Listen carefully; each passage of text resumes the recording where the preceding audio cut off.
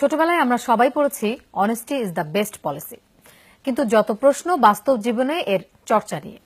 সততা চর্চায় উৎসাহিত করতে রাজধানীর একটি স্কুল তাদের শিক্ষার্থীদের জন্য চালু করেছে অনেস্টি শপ।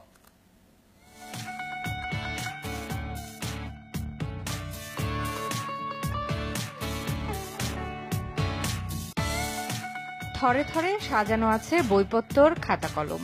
প্রয়োজন মতো জিনিস কিনছে ক্রেতা, চলছে বিকিকিনি, কিন্তু নেই দোকানদার। বাদশাহ হারুনুর রশিদের আমলের নিরাপদ ও সততাবদ্ধ বাগদাদের কাহিনীকে স্মরণ করিয়ে দেয়া এই চিত্র রাজধানীর কার্ডিফ ইন্টারন্যাশনাল স্কুলের। এখানে গড়ে ওঠা দোকানের নামই অনেস্টি শপ বা সততার দোকান, যেখানে নেই কোনো নজরদারি, এমনকি সিসি ক্যামেরাও।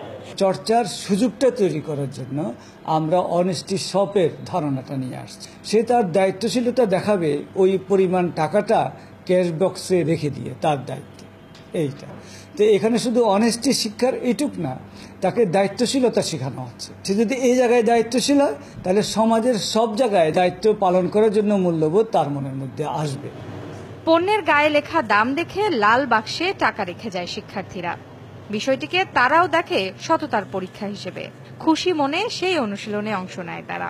জিনিসটা নিব, ওটার গায়ে দাম দেখে ক্যাশ বক্সে টাকা ফেলে সততা নিয়ে ওটা নিয়ে চলে যায়। কখনো এরকম মনে হয়নি যে একটা জায়গায় দুটো নিব বা এরকম কখনো করব।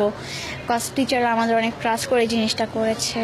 ছোট থেকে জানি যে honesty is the best policy, but আমাদের স্কুলে আমাদেরকে শিখেছে যে honesty is the only policy. জিনিসটা যে কিনছি দিচ্ছি, এইটার কারণে আমাদের ভিতরে একটা অনেস্টি যে বলতে একটা যে জিনিস আছে, এই জিনিসটা জাগছে। 3 মাস আগে শুরু হয় এই অনেস্টি শপে এখন পর্যন্ত 1 কোটিও লোকসান হয়নি কর্তৃপক্ষের।